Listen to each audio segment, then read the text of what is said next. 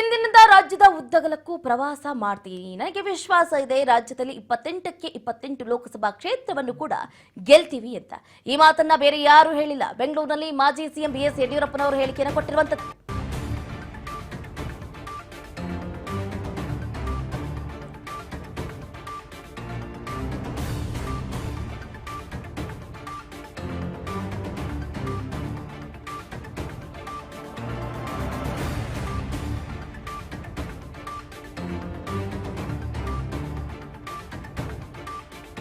ನನಗೆ ವಿಶ್ವಾಸ ಇದೆ, ನನಗೆ ಭರವಸೆ ಇದೆ ರಾಜ್ಯದಲ್ಲಿ 28ಕ್ಕೆ 28 ಲೋಕಸಭಾ ಕ್ಷೇತ್ರಗಳಲ್ಲೂ ಕೂಡ ನಾವು ಗೆಲ್ತೀವಿ. ಯಾವುದೇ ರೀತಿಯಾದಂತ ಡೌಟ್ ಇಲ್ಲ ಸ್ವಾಮಿ. ಔಟ್ ಆಫ್ ಔಟ್, ಕಡಿಮೆನೂ ಇಲ್ಲ ಹೆಚ್ಚು ಇಲ್ಲ. 28 ಇದ್ರೆ 28ರಲ್ಲೂ ಕೂಡ ನಾವು ಗೆಲ್ತೀವಿ. ಈ ವಿಶ್ವಾಸವನ್ನ ಮಾಜಿ ಸಿಎಂ ಬಿಎಸ್ ಯಡಿಯೂರಪ್ಪನವರು ವ್ಯಕ್ತಪಡಿಸಿರುವಂತದ್ದು.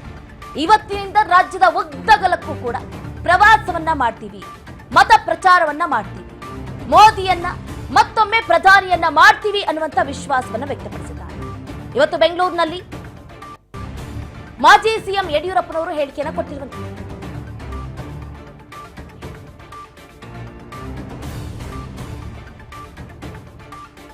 ಈಗಾಗಲೇ ಮೈತ್ರಿ ಹಾಗೆ ಕಾಂಗ್ರೆಸ್ ನಡುವೆ ಜಿದ್ದಾಜಿದ್ದಿನ ಪೈಪೋಟಿ ಏರ್ಪಾಟಾಗಿದೆ. ಈ ಲೋಕಸಭೆ ಅನ್ನುವಂತಹ ಚದುರಂಗದಾಟದಲ್ಲಿ ಗೆಲ್ಲೋರ್ ಯಾರು, ಸೋಲೋರ್ ಯಾರು?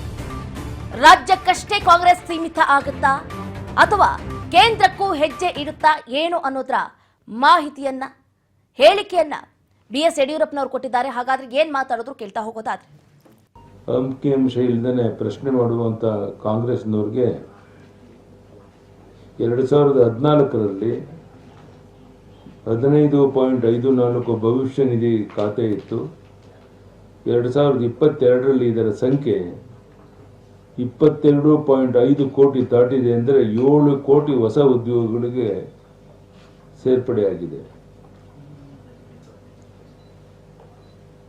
2014ರಲ್ಲಿ ಎಂಎಸ್ಎಂಇಗಳು 5 ಕೋಟಿ ಉದ್ಯಮಗಳಿತ್ತು. 2022ರಲ್ಲಿ ಅದರ ಸಂಖ್ಯೆ 6.3 ಕೋಟಿ ದಾಟಿದೆ.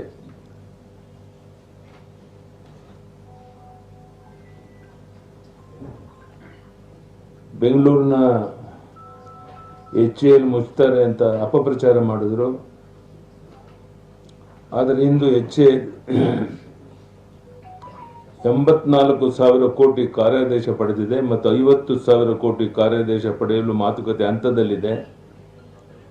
23-24ರಲ್ಲಿ ದಾಖಲೆ 29,000 ಕೋಟಿ ಆದಾಯ ಗಳಿಸಿದೆ. HAL ಮುಚ್ತಾರೆ ಅಂತ ಹೇಳಿ ಅಪಪ್ರಚಾರ ಮಾಡ್ತಾ ಇದ್ದಂತ ರಾಹುಲ್ ಗಾಂಧಿಯವರು ಕ್ಷಮೆ ಕೇಳ್ತಾರ, ಅದಕ್ಕೆ DK ಶಿವರು ಕ್ಷಮೆ ಕೊಡಿಸ್ತಾರ ಅನ್ನೋ ಮಾತನ್ನ ಕೇಳಕ್ಕೆ ಇಚ್ಛೆ ಪಡ್ತಾರೆ.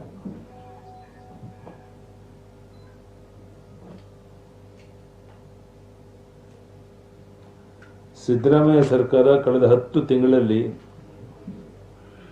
ರಾಜ್ಯದಲ್ಲಿ ಎಷ್ಟು ಉದ್ಯೋಗ ಸೃಷ್ಟಿ ಮಾಡಿದೆ ಎಂದು ವಿವರ ನೀಡಲಿ. ಉದ್ದಿಮೆಯ ಸ್ಥಾಪನೆ ಕೇವಲ MB ಪಾಟೀಲ್ ಹಾಗೂ ಪ್ರಿಯಾಂಕಾ ಖರ್ಗೆ ಅವರ ಎಕ್ಸ್ ಖಾತೆಯಲ್ಲಿ ಮಾತ್ರ ಆರಂಭ ಆಗಿರೋದು. ಕಳೆದ 10 ತಿಂಗಳಲ್ಲಿ ಒಂದೇ ಒಂದು ಉದ್ಯೋಗವನ್ನ ನೀಡದೆ ದಾಖಲೆ ಮಾಡಿರುವಂಥದ್ದು ಕಾಂಗ್ರೆಸ್ ಸರ್ಕಾರದ ಸಾಧನೆ.